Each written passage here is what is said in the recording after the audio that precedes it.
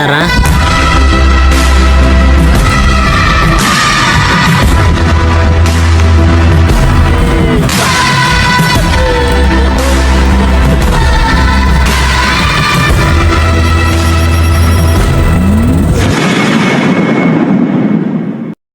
Hello, what's up mga igkasi ko kawaray nun? So for today's video is aadik ka tayo na Sulangan Church. Kasi akong promise dati pagkatapos ko pag-eskwela is mabalik ako nganhi. So yun, bumalik ako nganhi para magpasalamat inhi nga simbahan. Kay gasi ko handati na eskwela pala ako, nga gasi ko dera ako makapagtapos pag-eskwela. And now, nakatapos na ako nga nagpapasalamat ako ini nga simbahan nga dakong buli ga akon. So now guys, after a misa, nag-decide kami nga pumasyada ang mga beautiful tourist spot sa Sulangan. Kay alam nyo na guys, basta summer, damo talaga ito, it pwede pagpasyadahan dida. So adyan na kami nga tanan guys, nagaandam para lumakat.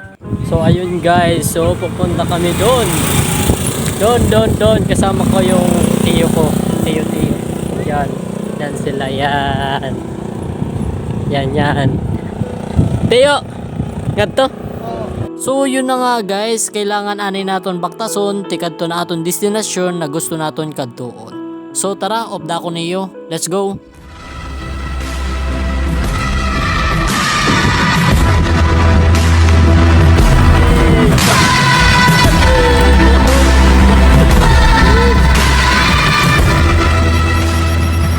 So yun na nga guys, after 1 aran naglabay, finally adi nakitan aton ging kakatuan nga mini swimming pool han Sulangan.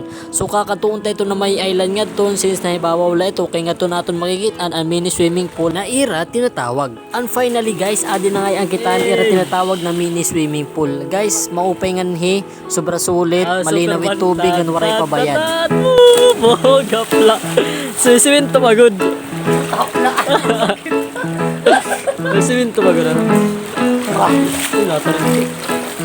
Tarik yan. And now guys, tikatulod kita era tinatawag na island. White sand daw kuno inhiya. So kung hinumat maaram kung ano't ngaran ini nga island, pag-comment na lang comment section. So yun na nga guys, hiranin na ngayon kami ang amod ging kakatuan na White Sand Island. So pagkita ko ini nga island, diri lang ngayon kami itaw didi. Damo ngayon kami. Kung makikita niyo guys, damot mga kabataan ng kalagsan nga nabisita didi. Dahil excited na Francis, mauna na kuno iya pagkarigo haamon. Andyo na nga guys, naghahakot na ngayon kaming gamit na ikakatuwa island. Kay nuron niyan, magse-set up kami hintent. And share ko lang guys, naya ka na nakate.